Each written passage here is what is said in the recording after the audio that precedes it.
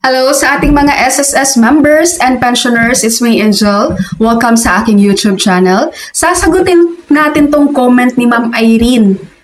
I'm sure merong same case niya dito guys. Sabi niya, Ma'am, thank you sa explanation po. May I know naman, paano po mag-compute ng 10% increase sa nag-advance ng 18 months pension?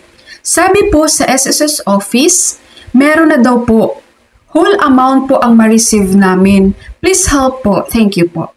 Okay, kaya sa video na ito, yan ang ating pag-uusapan paano i-compute ang 10% increase sa mga nag-18 months advance pension sa SSS. Okay, so bibigyan ko kayo ng example. Yung nakikita nyo ngayon sa screen, example lang po ito ha. Pwede nyo po itong screenshot para magaya nyo po. Kuha kayo ng papel, ballpen, at gagayahin nyo lang to guys. Papalitan nyo lang yung months tsaka yung amount ng pension nyo.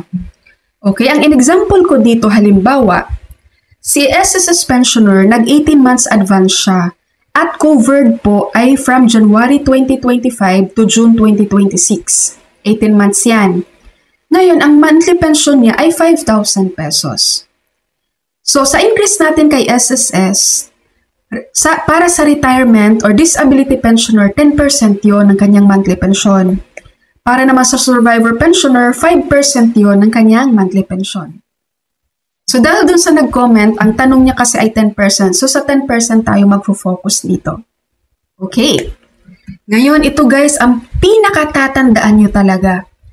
Ang increase sa mga SSS pensioners, nag-umpisa lang po ito ng September 2025.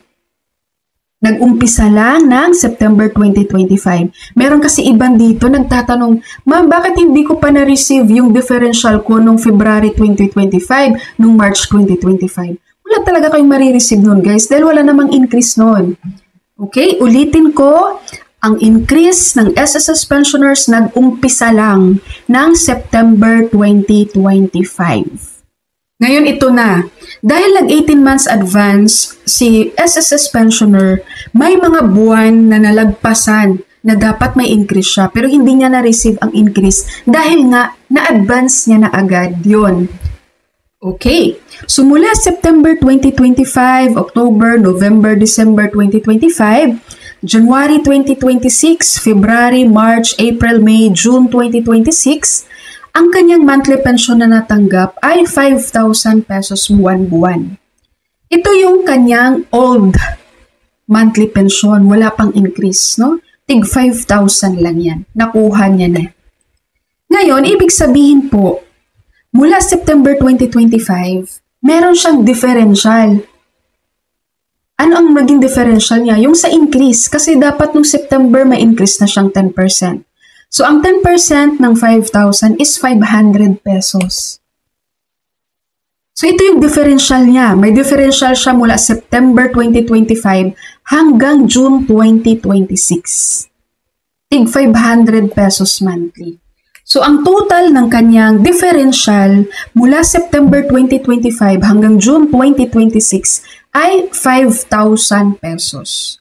Ngayon ma'am, kung totoo yung sinabi sa'yo ng SSS na ibibigay yun sa inyo in whole amount, kasi may iba ditong mga nag-18 months advance, ano kasi sila installment, monthly talaga, mula September, binigay ang 10%. October, binigay ang 10%. November, binigay ang 10%. Monthly talaga, hindi siya isahang bigayan. So sa part nyo, sa case nyo, na kinonsult nyo na sa SSS, isang bigayan naman sa inyo, no? So, yun po ang paano natin i-compute ang ating 10%. Basta, mag-umpisa ka lagi doon sa buwan na kung kailan yan nag-umpisa. Ang increase mo dapat. Ngayon po, kapag itanong nyo, Ma'am, bakit hanggang June 2026 lang yan sa example mo para doon sa may differential? Kasi po, hanggang June 2026 lang naman ang covered nung 18 months advance pension. Dito sa aking example. Kumbaga, sa July 2026 kasi mag-umpisa na ang regular monthly pension na kung saan kasama na dito ang increase. Magiging 5,500 na ang kanyang monthly pension mula July 2026. Malinaw po ba guys? Nagigets nyo ba? Basta sa pagkuha ng differential, lagi nyo pong isipin yung mga buwan lang po na natamaan No, nalagpasan dahil nag-18 months advance kayo. So, doon lang kayo kukuha ng 10% nyo na dapat may increase yan. Tapos, i-add nyo na lang. Yun po ang makukuha nyong differential. Okay po, and then isingit ko lang din to guys ha. Meron kasi ditong nagtanong, Ma'am, naging pensyonado ako ni SSS ng October 2025. Bakit hindi po ako kasama sa increase? Hindi talaga kayo kasama sa increase guys. No? Dahil po, ang increase noong September 2025, para lang po yun sa mga pensioner na ni SSS as of August 31, 2025.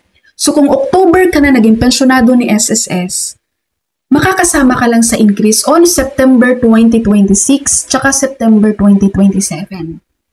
Sa 2025 po, hindi po kayo kasama. Okay? SSS members and pensioners, that's all for my video for today. Thank you so much for watching everyone. God bless you all.